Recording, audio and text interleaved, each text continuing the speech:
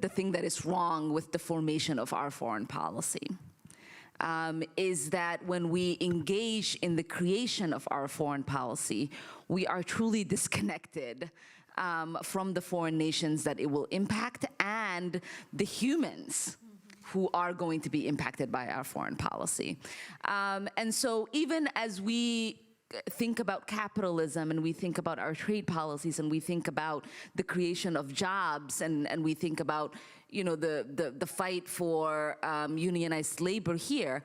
oftentimes when we talk about dignified workplace, we don't connect that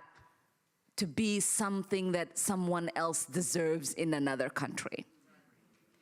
And so when you're thinking about Mexico or Honduras or El Salvador or any of these countries that we might ship our jobs to and have a working environment there, we don't think about the fact that these organizations, these corporations are now going to be exploiting workers over there. It's not just that we are losing jobs, but there is literally going to be an exploitation of workers over there. And so when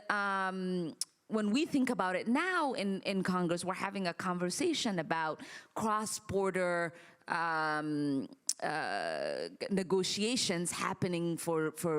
workers, because all of our destinies are tied together. When you see a Somali refugee or an Iraqi refugee or a Libyan refugee, we often are like, oh, this is my neighbor, they must have survived some struggle. We don't ever pause to think, what American policy made them come over here?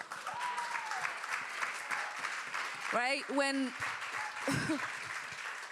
When you see a flooding happening in a country abroad, and you are urgently raising money for these lives to be saved, you don't think about how have I contributed to the climate warming that has led to these floodings and these catastrophes that are taking place abroad. And so when we are now